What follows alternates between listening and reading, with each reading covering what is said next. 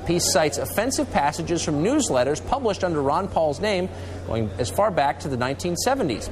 Paul's campaign acknowledges that their candidate did publish these newsletters for years, but it says he did not see everything before it went to print. The campaign has also apologized, most recently to me on the phone. Well, joining me now is the author of this new piece, The New Republic's Jamie Kirchick. Jamie, thanks for coming on. Tucker, thanks for having me. So the Paul campaign says, yeah, some friends of his misused his name and published unattractive, slightly crazy, maybe very crazy things under his name. They're sorry, and Ron Paul never saw these passages. Do you buy that? No. Well, when I first asked Ron Paul's spokesman about this, Jesse Benton, he said that he had actually written parts of the newsletter. And then he changed his story somewhat after I read him, for example, passages where Ron Paul called Martin Luther King a gay pedophile.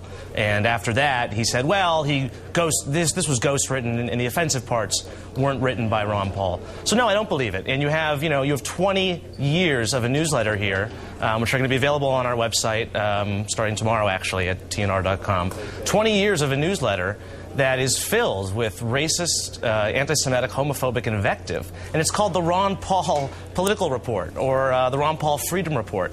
And it's published by an outfit called Ron Paul and Associates. So I really find that defense to be just utterly unbelievable. Yeah, I mean, there's no doubt he was at very least negligent. It's not, I agree, it's not much of an explanation.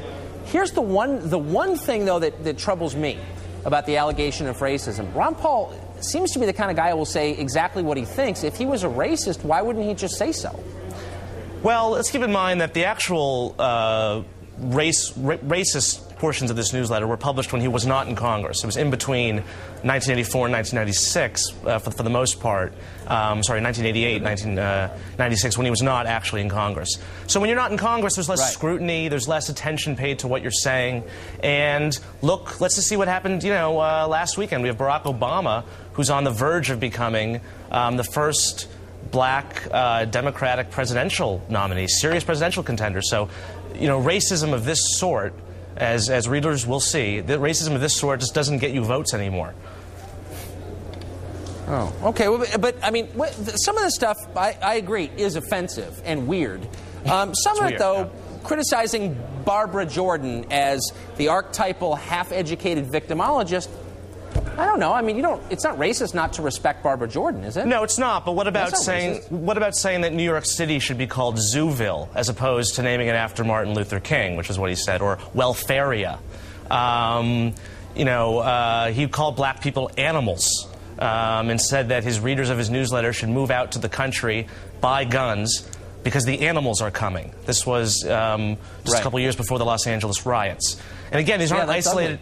These aren't isolated incidents. I mean, we should know that back in 1996, about 2 or 3 of these newsletters were revealed at the time, and Paul said that they had been taken out of context. Then 5 years later, he said that he didn't write them, but he took moral responsibility for them.